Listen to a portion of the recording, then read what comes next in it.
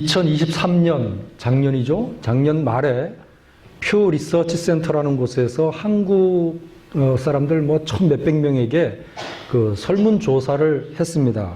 뭐라고 물어봤느냐 하면은 한국인에게 있어서 가장 중요한 삶의 가치, 당신에게 있어서 가장 중요한 삶의 가치가 무엇입니까? 하고 그렇게 물어봤대요. 그랬더니 많은 대답들이 쏟아져 나왔는데 그 중에 제일 많은 대답이 뭐였느냐 하면은 물질적인 풍요로움.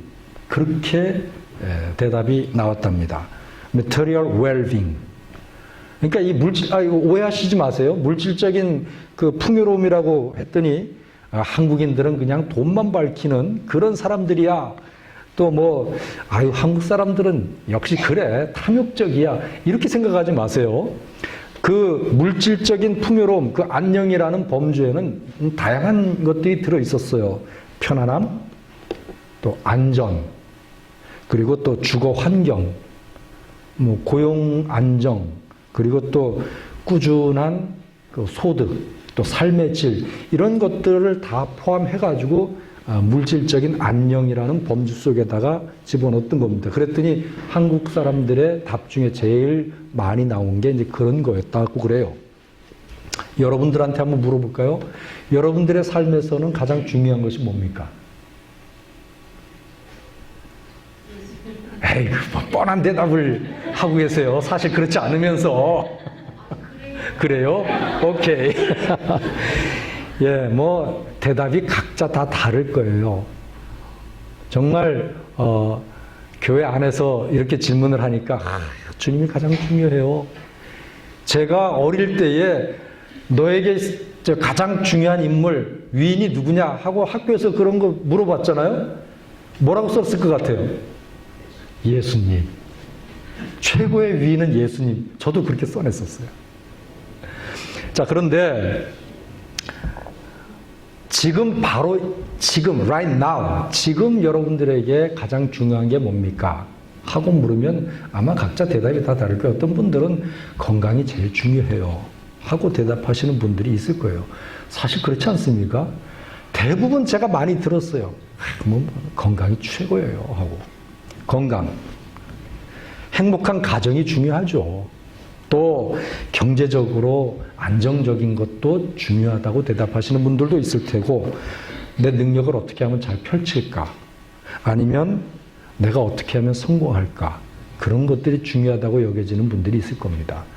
이제 은퇴 앞둔, 아니면 또 은퇴하신 분들은 은퇴 자금 넉넉한 게 제일 중요해요. 그렇게 대답하실 수도 있을 테고요. 이 미국의 영적인 위대한 지도자 중에 한 사람으로 꼽히고 있는 릭 워렌이라는 목사님 계세요. 저 캘리포니아에 계신 분인데, 그분이 쓴 책 가운데 목적이 이끄는 삶이라고 하는 책이 있습니다. 혹시 여러분 들어보셨습니까? 들어는 보셨죠? 읽어보시진 않았어도. 읽어도 보셨으면 잘하셨습니다.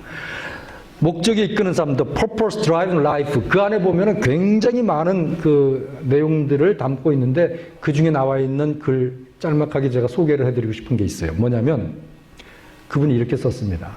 인생에서 가장 중요한 것은 성공이나 성취가 아닌 관계입니다. 나는 많은 사람들의 임종 순간에 그들을 곁에서 지켜보았습니다. 그들이 영생의 삶으로 막 들어서려던 그 순간 단 한 사람도 내 졸업장을 가져와 다시 한번 그 졸업장을 보고 싶어, 또는 내가 받은 상, 내가 받은 메달 또는 금시계를 보여줘, 그렇게 말하는 사람을 본 적이 없습니다. 이 땅에서의 삶이 끝날 때 사람들이 주위에 두고 싶어 하는 것은 물건이 아닙니다. 그들이 원하는 것은 사람입니다. 우리가 사랑하고 우리가 관계를 맺었던 바로 그 사람들입니다. 그렇게 써 있는 글을 제가 기억합니다. 생각해보면 그렇습니다. 저도 많은 사람들, 많은 분들의 임종을 이제 목회를 하면서 지켜봤거든요. 그때 그 임종하시는 분들의 곁에 있었던 것은 그들의 그 임종하시는 분의 손을 잡아줄 수 있었던 가족들이었어요. 또는 정말 그 마음을 나누었던 친구였고요.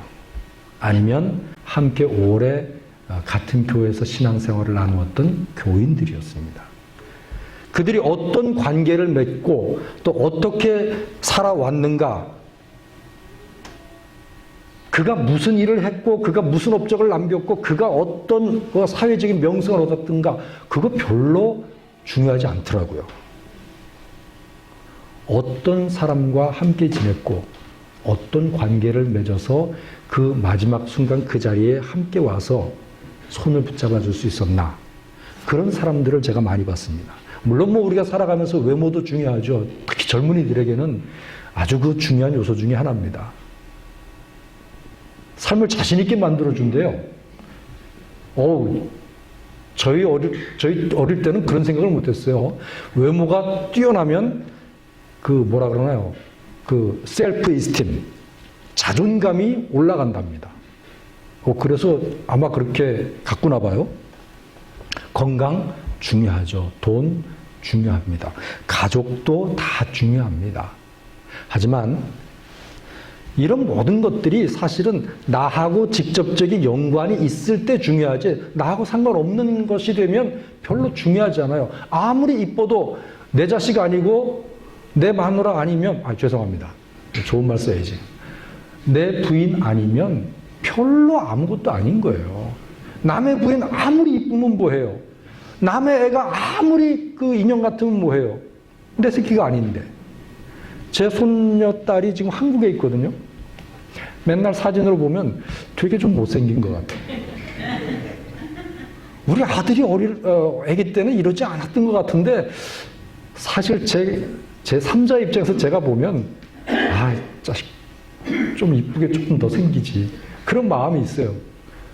그래도 내 새끼니까 자꾸 보니까 괜찮게 보이더라고요. 제가 정말 딸처럼 여기는 애가 있어요. 아이를 셋이나 낳았어요. 얼마나 이쁜지 몰라요. 첫째부터 둘째까지, 제가 인형같이 그렇게 이쁘게 봤어요. 근데 내 새끼가 아닌 거예요. 남의 새끼니까 내가 아무리 이뻐해도 별로 관계가 없습니다. 나하고 관계가 정말 깊고 밀접할 때만 의미가 있는 것들이 대부분이에요. 여러분, 이 땅에 50억이 넘는 사람들이 살고 있지 않습니까? 이 지구상에. 이 50억이 넘는 많은 사람들 다 하나님께서 이 땅에 생명을 주신 그런 소중한 사람들입니다. 그래서 우리가 관심을 갖기는 해야 돼요. 우크라이나 전쟁, 러시아하고 전쟁을 하면서 얼마나 많은 사람들이 목숨을 잃었습니까? 얼마나 많은 피폐한 고난, 고통들이 그들 가운데 있겠어요. 관심 가져야죠. 팔레스타인, 이스라엘 전쟁이 나서 지금 팔레스타인 쪽에서는 3만 명이 넘는 사람들이 일반 사람들이 세상을 떠났고, 이스라엘 쪽에서도 몇천 명 세상을 떠났고, 그런 이야기들을 들을 때마다 가슴이 철렁 내려앉습니다. 무관심해서는 안 돼요. 관심을 가지기는 해야 합니다. 하지만 그렇다고 해서 그들이 지금 내가 바로 지금 여기서 어떻게 할 수 있는 게 없지 않습니까? 우리가 살아가고 있는 미국 땅에서 인종 문제, 경제 문제, 또 사람들과 사람들 사이에서 일어난 그 총기 사건, 별 일들이 다 벌어지고 있어요. 그런데 그 별 일들이 다 벌어지고 있는 그 일들이 지금 우리가 있는 이 자리에서 벌어지고 있는 게 아니라 내가 가보지 않은 곳에서 지금 벌어지고 있거든요. 그러다 보니까 관심은 기울이는데, 여러분 어떠세요? 관심은 많이 가고 저러면 안 되지 하지만 여러분들이 실제로 할 수 있는 게 있나요? 할 수 있는 게 사실 별로 없더라고요. 제가 봐도. 그냥 친구하고 같이 얘기하면서 이런 나쁜 놈들, 이렇게 총을 쏴야 되는 이런 놈들 다 잡아다가 어떻게 해야 돼? 라고는 말할 수 있는데 실제로 내가 할 수 있는 일이 없어. 그러면 현실적으로 우리가 정말 관심을 가지고 관심을 기울이고 또 우리가 정말 손을 내밀 수 있는 거는 멀리 있지 않습니다. 바로 내 옆에 있는, 나와 함께 있는 내 가족들이에요. 우리 집에서 키우고 있는 개, 고양이, 이게 지금 그 정치 유세, 나 표 찍어주세요 하고 구름대처럼 사람을 몰고 다니는 그 사람보다 훨씬 더 중요해요. 왜? 내 앞에 있으니까. 내 앞에 있는 것을 모르는 척하고 하늘 높은 곳에 있는 그 이상을 쫓아간다. 제가 보기에는 나중 일입니다. 우리 교회에서 함께 예배드리고 있는 여러분들의 바로 옆에 있는 분, 앞에 있는 분, 그분들이 지금 여러분들에게 그 누구보다도 소중한 그런 존재들입니다. 여러분, 너무 높고 너무 크고 너무 아주 그냥 원대한 것들 필요하고 좋긴 하지만 너무 거기에 매몰되지 말았으면 좋겠어요. 왜 그러냐면 그러다가 보면 정작 내 옆에 있는 가장 중요한 것들, 내가 지금 당장 소중하게 바라보아야 할 것들을 놓칠 수 있는 경우들이 너무 많거든요. 여러분들 곁에서 정말 소중한 사람, 여러분 곁에서 정말 중요한 것들이 무엇이고 누구인지를 한번 다시 발견할 수 있기를 바라요. 오늘 우리가 읽은 말씀, 이 빌립보서 사도 바울의 편지글이죠. 사도 바울이 죽음을 앞에 놓고 로마의 감옥 속에서 쓴 그런 글입니다. 사도 바울이 예수 그리스도를 만나고 예수 그리스도의 복음을 전하면서 많은 곳에서 교회를 세웠습니다. 빌립보 교회는 그런 교회들 가운데 하나입니다. 그래서 그런지 빌립보 교회와 사도 바울은 굉장히 밀접하고 남다른 관계를 가지고 있었어요. 사도 바울은 여러분 아십니까? 성경을 보면은 텐트 메이커였어요. 그분은 여러 교회를 세우고 여러 지역에서 복음을 전했는데 어느 곳에 가든지 자기가 텐트를 직접 만들어서 팔면서 자기의 생활비, 자기의 선교비를 충당했습니다. 그래서 요즘 같은 경우에도 자비량 선교사를 일컫는 말을 뭐라고 하느냐면 텐트 메이커, 텐트 메이크 미니스터, 그렇게 이야기를 해요. 그런데 그런 사도 바울이 유일하게 예외인 경우가 하나 있었는데 바로 이 빌립보 교회였어요. 빌립보 교회에서 보내는 선교비는 받았습니다. 빌립보 교회에서 보내는 이 후원금은 감사합니다 하고 받았어요. 왜 그랬을까요?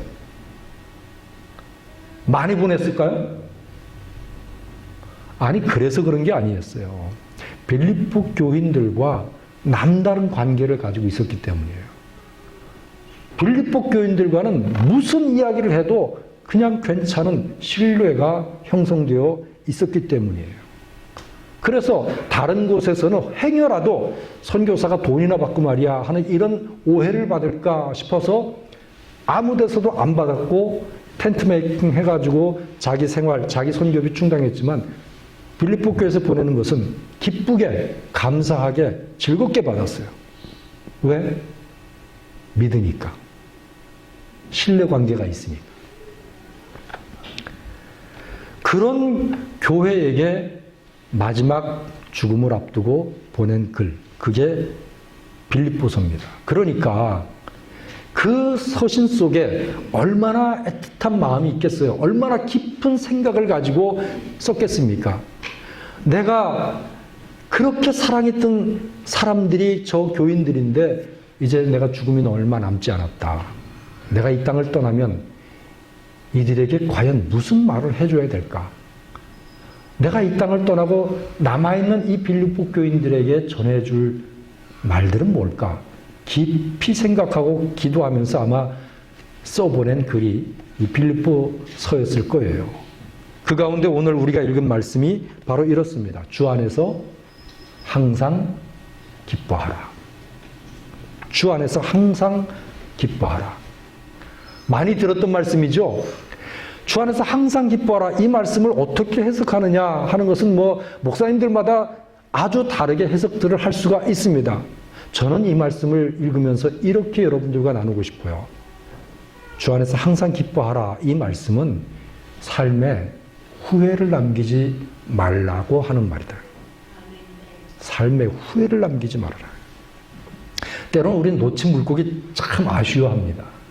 제가 예전에 그 크로스 교회 섬길 때 교인들과 함께 바다 낚시를 나간 적이 있어요. 배에 이제 교인들이 다 같이 타고 낚시를 하는데 그날 광어를 한 30마리 정도 잡았어요. 우와, 많이 잡았죠? 그런데 다 놔주고 한 마리밖에 못 가지고 왔어요. 왜? 기준치가 있더라고요, 그게. 무조건 잡은 대로 잡은 족족 다 가져올 수 있는 게 아니야. 뭐 10몇 인치, 16인치인가요? 여러분 16인치면요 이게 굉장히 큰 거예요. 아니 그러니까 뭐 12인치만 해도 큰데 12인치, 13인치, 14인치 아슬아슬하게 잡은 놈들을 잡은 족족 다 놔줬어요. 얼마나 아까운지 모르겠더라. 야, 그거 한 30마리 잡은 대로 다 가지고 왔으면 교인들이 배 터지게 회를 먹을 텐데. 그런데 정말 아쉬움이 많았지만 어떡하겠어요. 기준에 안 맞으니까 다 놔주고 겨우 달랑 한 마리밖에 못 가져왔어요. 놓아준 거 아쉽죠. 하지만 아무리 아쉬워도 그거는 내 손에서 나간 겁니다. 빠져나간 거예요. 원래 내게 될 수가 없었던 거였어요. 그거 아쉬워한다고 해가지고 그 물고기가 다시 돌아오나요? 안 돌아옵니다. 마찬가지예요. 삶의 아쉬움을 남기지 말자는 거죠. 항상 기뻐하라. 아쉬워하지 말고 주어진 시간을 최선을 다해서 사용하라는 말. 여러분, 시간이 이게 굉장히 우리에게 주신 하나님의 선물입니다. 하나님께서 우리에게 주신 이 시간이라는 선물, 우리를 기다려주는 법이 없어요. 그냥 갑니다. 그렇기 때문에 지금 이 순간에 나타나는 우리들에게 나타나는 삶을 붙잡고 그 삶에 기뻐하는 그 기쁨의 물감을 덧입히는 그런 삶을 사셔야 돼요. 기쁨의 물감을 여러분들의 삶에 칠하시기 바라요. 사도 바울은 그 기쁨의 물감을 뭐라고 표현하고 있느냐 하면은 주 안에서 in Jesus Christ 그렇게 이야기를 하고 있습니다. 주님 안에서 우리의 삶이 기쁨의 색을 입을 수 있다 하는 말입니다. 주님 안에서. 사실 뭐 살다 보면 삶이 뭐 맨날 그렇게 하하호호 즐겁고 기쁜 그런 것만은 아니에요. 뭐 저도 알고 여러분들도 다 압니다. 생존 경제를 치열하죠. 매일 아침 직장에 나가가지고 일하고 돌아오면 피곤하고 또 그러다 보면 쓰러져서 밥 먹고 자고 뭐 깊이 생각할 여유도 없이 다람쥐 쳇바퀴 도는 삶을 살아요 하는 분들이 얼마나 많은지요. 아이고 생각하고 싶지도 않아요. 그런 나날들을 보내고 계신 분들은 이 삶이라는 게 그저 내 의지, 내 생각과 관계없이 그냥 짜여진 대로 어쩔 수 없이 가는 겁니다. 멍해처럼 그렇게 생각할지도 모르겠어요. 예, 내 안에서 in myself 그렇게 보면은 삶이라는 것이 어떻게 보면 죽느냐 사느냐 하는 그런 경쟁이고 치열한 전투 같을 수도 있겠죠. 그래서 사도 바울이 말합니다. 주 안에서. 네 안에서가 아니고 주 안에서. 주 안에서 기뻐하라. 항상 기뻐하라. 주 안에서. 내가 다시 말하노니 기뻐하라. 주 안에서 보면 삶이 달라진다는 거죠. 주 안에서 보면 삶을 다르게 볼 수 있다는 거죠. 주님 안에 있으면 오늘을 살아가는 것만으로도 그게 기쁨이 될 수가 있다는 것입니다. 주님 안에 있으면 오늘 예배 자리에 나올 수 있는 것 이것 자체도 기쁨이에요. 즐거움이고요. 아닙니까? 주님 안에 있으면 오늘이 늘 새로운 하루예요. 예. 주님 안에 있으면 그 어떤 날이 바로 지금이에요. 그래서 주 안에 있으면 그런 사람은 그 배에서 생수의 강이 흘러 넘쳐나리라 하셨던 약속들이 그대로 이루어질 수가 있을 거예요. 사도 바울이 그랬거든요. 그의 환경, 그의 처지, 그의 나날들이 암울했습니다. 어두웠어요. 이제 언제 목이 달아날지도 몰랐습니다.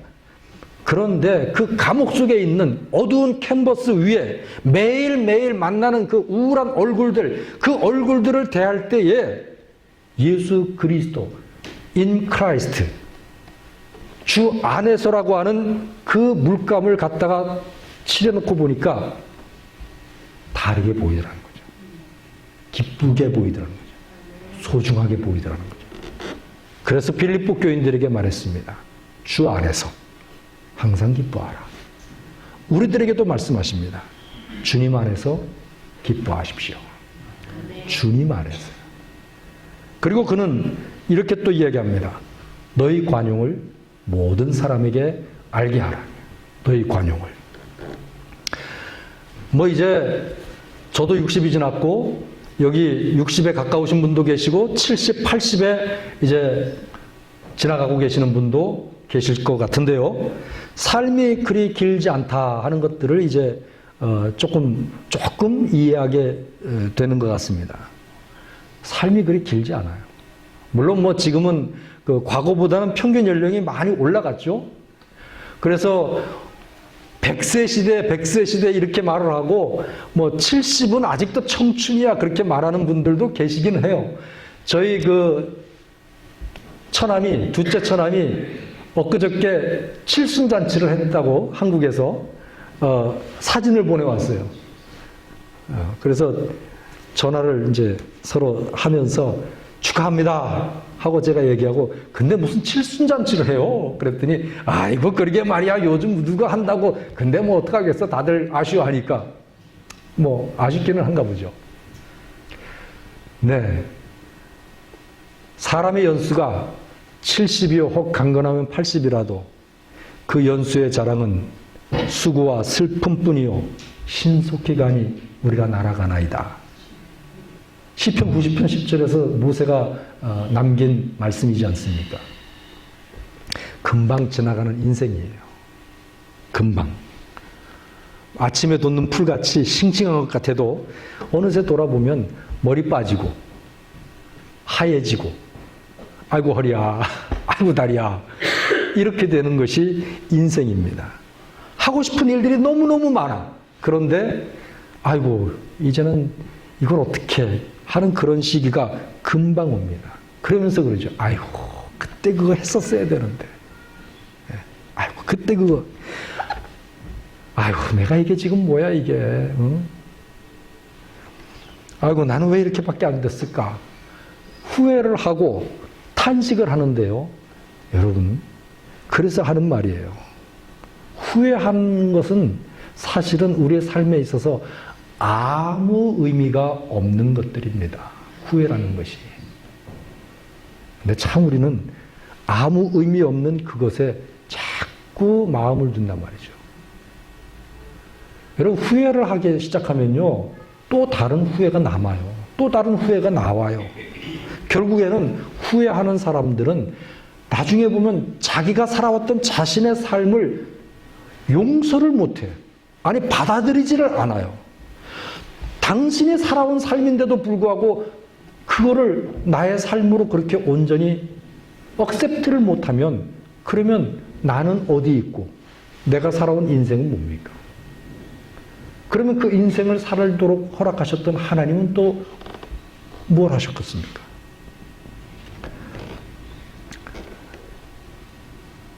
여러분 삼성 갤럭시를 쓰시는 분도 많겠지만 삼성 갤럭시 말고 다른 거는 뭐가 있습니까? 네, 아이폰, 애플. 사실 애플 하면은 세계적으로 그냥 그 최고의 기업 중에 하나인데 누가 만들었을까요? 애플 되게 만드신 인물은 예? 하나님이시라고요? 애플 되게 만드시는 분은 하나님이다. 예, 맞네요. 에덴 동산에서 애플을 만드셨으니까. 아이고, 이게 참. 예, 뭐 다 아시지만, 스티브 잡스는 미안하게도 젊은 나이에 세상을 떠났습니다. 2011년 10월 6일 날 세상을 떠났어요. 젊은 나이였습니다. 56살밖에 안 됐어요. 저보다 젊은 나이에 세상을 떠났더라고요. 근데 스티브 잡스가 애플을 통해서 이루어 놓은 그 업적은 사실은 뭐 이게 정말 계산할 수가 없어요.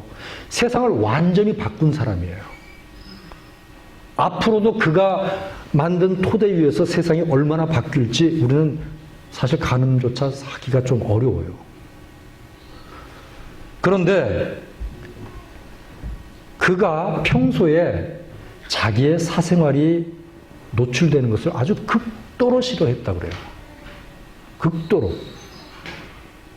나중에 보니까 이 스티브 잡스는 어린 시절에 부모로부터 버림을 받았더라고요. 그래가지고 다른 양부모 밑에서 입양아로 자랐습니다. 아마 그래서 그랬는지 자기의 사생활이 다른 사람들에게 알려지는 것을 되게 싫어했어요.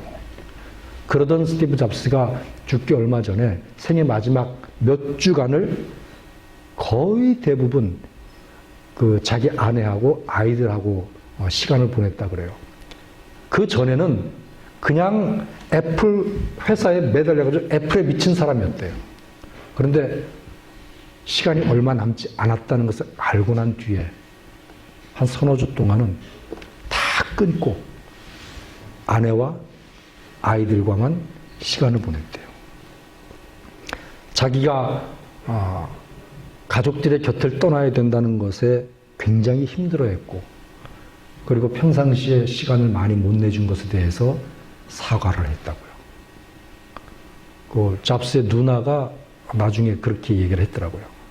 잡스의 전기를 썼던 그 월터 아이작슨이라고 하는 사람이 한 말을 보면 스티브 잡스는 이렇게 얘기했대요. 나는 아이들과 함께 늘 하는 시간이 없었다. 아빠가 왜 그럴 수밖에 없었는지, 또 아빠가 무슨 일을 했는지 아이들이 이해를 좀 해줄 수 있었으면 참 좋겠다. 그런 말을 남겼다 그래요.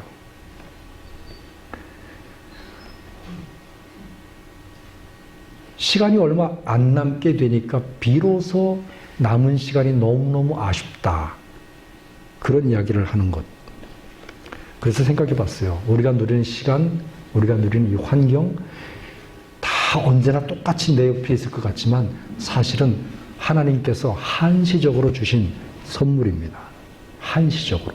그렇기 때문에 여러분, 사랑을 표현할 수 있는 가장 큰 게 뭔지 아세요? 여러분들의 사랑을 표현할 수 있는 가장 큰 것은 다름이 아니라 시간을 함께 보내주는 거예요. 나는 아내를 목숨처럼 사랑합니다. 그러면서 출장 가가지고 1년에 한 300일 동안은 따로 지낸다.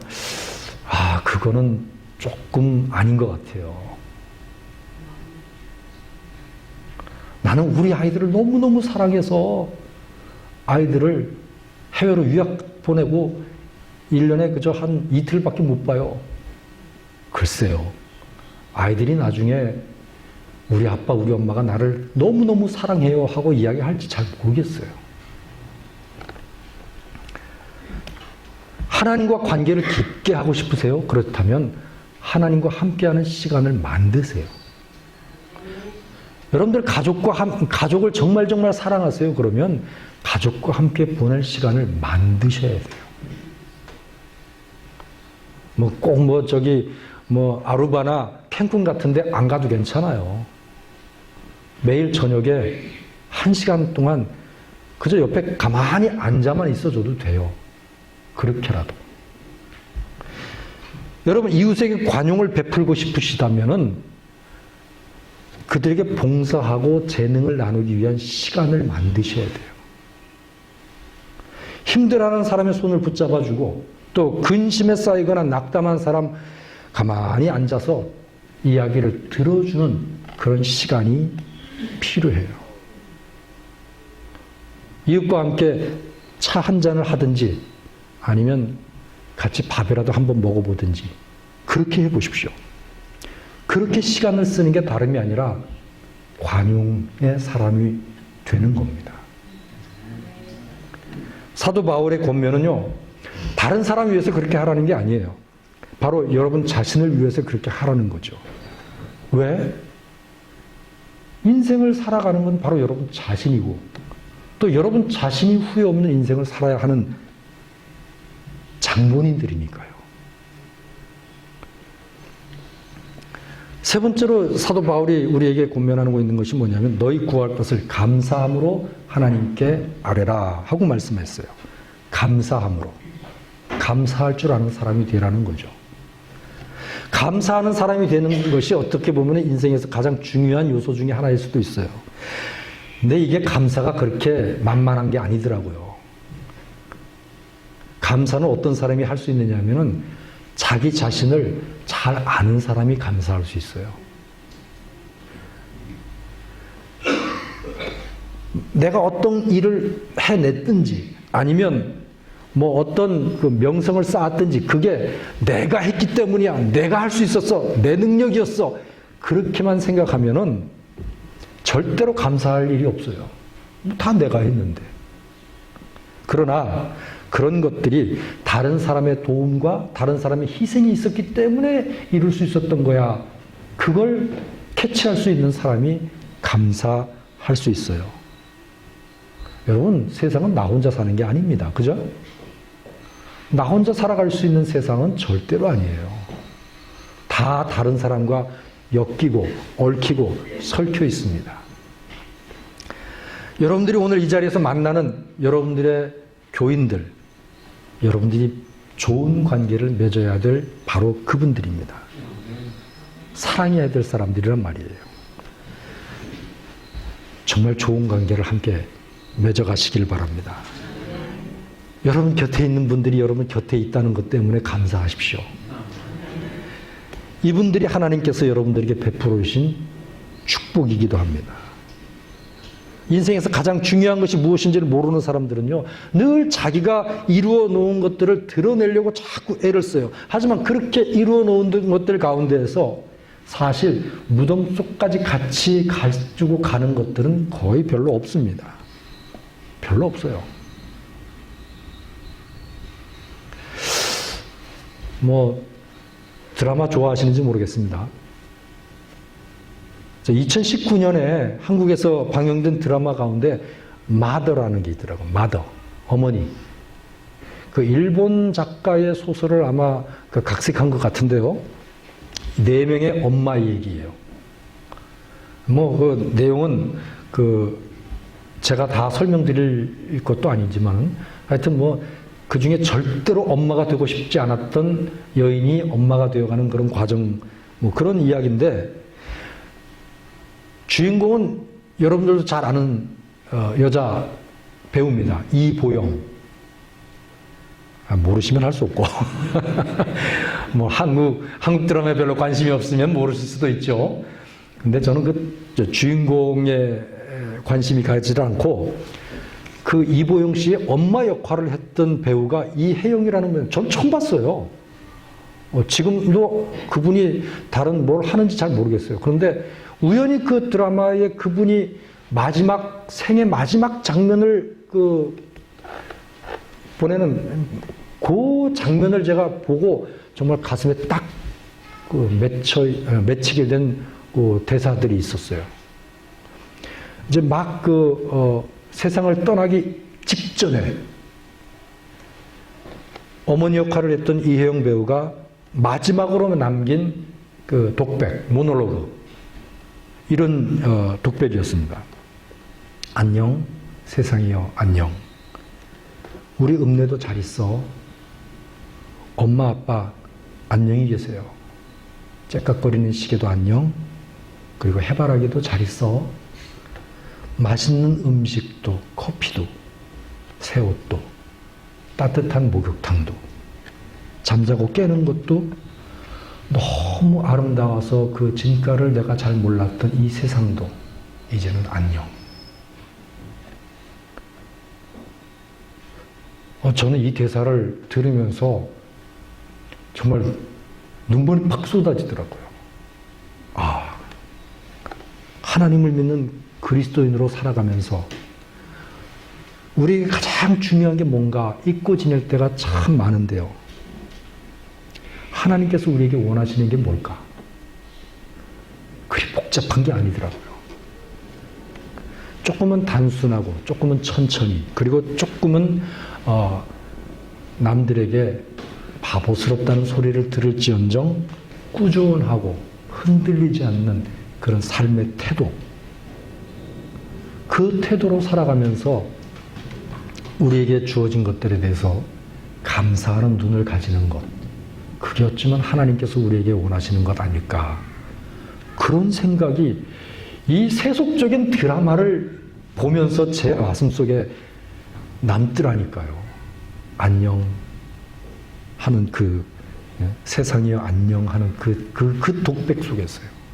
짝깍거리는 시계도 안녕, 해바라기도 안녕, 커피도 안녕, 새 옷도 엄마 아빠도 안녕히 계세요. 너무나 아름다워서 그 진가를 몰랐던 이 세상이요 안녕. 여러분, 요즘 너무 우리 복잡하죠. 근데 이 복잡한 우리 이 현실 세상을 다 그냥 파악하고 살려면 얼마나 머리가 터집니까? 그러지 않아도 괜찮거든요. 너무 그러지 마세요. 변하는 세상의 문명에 지나치게 민감하지 않아도 괜찮아요. AI에 대해서 잘 모르면 어떻습니까? 그렇다고 해가지고 당장 우리가 뭐가 어떻게 되는 거 아니잖아요. 컴퓨터 그래픽? 아이고 괜찮아요. 문외한이어도 상관없어요. 아침에 일어나서 공원을 거둘 수 있고 저 허드슨 강변에 일렁이는 강변을 바라볼 수만 있으면 그게 얼마나 감사한 일인데요. 그냥 따뜻한 커피 한 잔 즐길 수 있는 건강이 여러분들에게 있으신가요? 감사하세요. 목련꽃 활짝 핀 나무 안에 걸어갈 수 있고 또 흩날리는 벚꽃들을 대할 수 있는 그런 오늘을 지낼 수 있으면 감사한 일 아니겠습니까? 오늘 하나님께서 우리에게 베풀어 주신 은총을 알고 그 은총 때문에 감사할 줄 알아야 되지 않겠어요? 얼마 남지 않은 삶을 정리하면서 빌립보 교인들에게 이 신실한 권면을 전하고 있는 사도 바울의 심정, 그런 심정을 우리가 조금 한번 읽어봤으면 좋겠어요. 아무것도 염려하지 말고 다만 모든 일에 기도와 간구로 너희 구할 것을 감사함으로 하나님께 아뢰라. 여러분, 10대 때 한창 때에는 이런 말씀들 이해가 잘 안 돼요. 아무리 읽어도 그냥 읽기만 하는 거지 그게 마음에 안 와닿아. 그런데 어떻게 보면 회갑을 넘겨도 회갑이 몇 살인가요? 60이죠? 네, 60이 회갑이죠. 세상에 그러고 보니까 저도 회갑이 넘었네. 그런데 회갑이 넘는 이 나이가 돼서 돌아봐도 사실은 잘 느껴지지가 않을 때도 많아요. 인생이 뭐냐? 한마디로 말하기는 어렵습니다. 다만 우리가 살아가면서 정말 중요한 것들이 뭘까? 정말 중요하게 여겨야 할 것들이 뭘까? 그거는 좀 마음에 담고 살았으면 좋겠다 하는 그런 생각이 듭니다. 주 안에서 기뻐하십시오. 후회 없이 관용하십시오. 모든 일에 감사하십시오. 배우고 받고 듣고 본 바를 행하십시오. 그리하면 평강의 하나님이 여러분들과 함께 계실 겁니다.